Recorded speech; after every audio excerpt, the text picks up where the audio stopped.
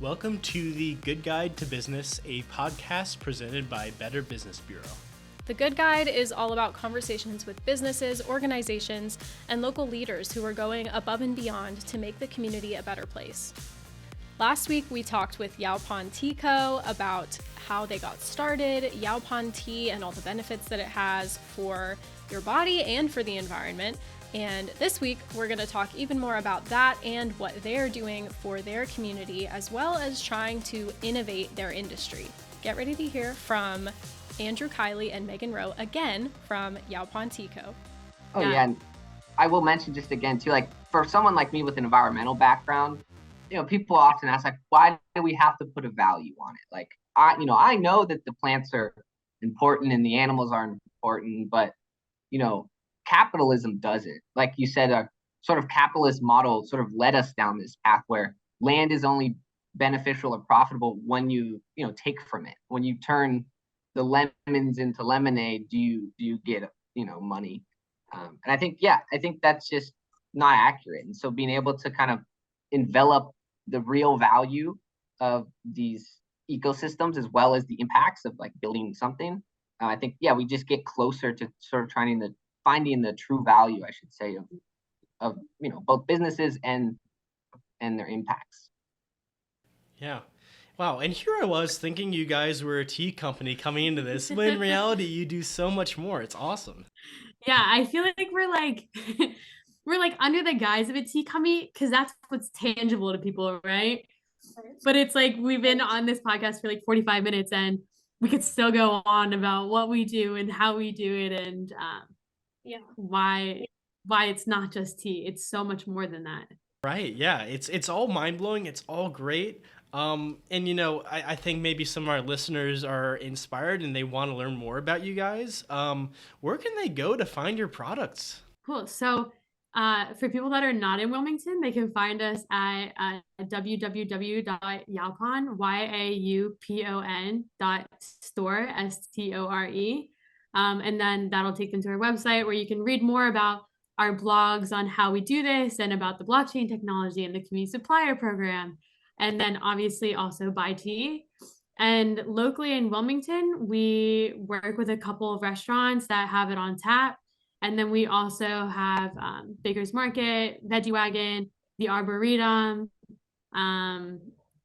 Homegrown. There's a full list on our website. I think almost 20 different places in and around Wilmington, as well as a few others kind of scattered all over. So definitely check out the website for kind of most up-to-date info. Yeah, 20 places, that's nothing to really sweat at right there at all. That's huge. And I think I just want to go back to the fact that you guys started this business with all these ideas straight out of college and how impressive that is. How, really it's going to be our generation who's going to make a change when it comes to the environment. And we already see this in the ways that you guys are innovating, whether it's with the tea or with your land valuation technology. It's going to be our generation who is going to come up with these ideas and drive this change. And you guys are a perfect example of it. Oh, guys, you're going to make us blush. I know you talked about it a little bit before, but can you talk about the community outreach education type stuff that you guys do? That's right. So right now, we pretty much jump at any opportunity to work with the community. Whether that's, popping up at markets or speaking at like conferences and stuff like that. We're also working with an urban learning farm that's going to go into the longest standing and worst food desert in downtown Wilmington. So that's going to be really cool. They're working with the food bank and this really great organization called Feast Down East and also the city of Wilmington to do this very innovative urban learning farm, which is going to have aquaponics, Yaupon, and just be a really great resource for the community. We're also going to be working with Glow, and we're going to be putting plants into their garden and teaching them about, sustainability, Yaupon, the whole what we just went over, but obviously in much more simple terms. Andrew, do you want to elaborate? Yeah, so I think it's just what you said. They have a newly created tea garden there at Glow Academy. Their tea club and garden club, I think, are coming together. So just another opportunity to sort of be able to introduce Yaupon to the community and, start to sort of teach folks about all the many benefits, like I say, the many wonders of Yaupon holly. Right. You also want to talk about the Native American tribe that we're working with? Yes. Yeah. So the Wakama Siouan tribe, two technically different tribes, here in and around Wilmington is one that we've worked closely with before, but we're also going to be helping them. They're putting a Native American installation, a Native American garden into here at the Arboretum. And so we're going to be helping get some native Yaupon plants as well. And then also working with them, so a few different opportunities, but to connect them with our community supplier program, to actually be able to sort of directly support this tribe here in and around Wilmington. Yeah, that's fantastic. I didn't know you guys work directly with an indigenous tribe, and I think that's absolutely huge when you consider, unfortunately, a lot of these tribes are not in great economic situations, and I'm sure they're looking for ways that they can get back out there and benefit with Yaupon. Absolutely. Yeah. I was going to say we previously did an event where a lot of folks they didn't actually know about Yaupon, so it's quite a funny, interesting situation where we were, educating them, kind of helping to reintroduce this back to their people and culture. And so very uplifting, as well as just very much honored to be able to sort of bring that back to them, but super responsive and yeah, definitely really excited to continue working with them. Yeah, I think it's really important for us to pay homage to their roots with this, because Native Americans, indigenous people were definitely the first people to use Yaupon.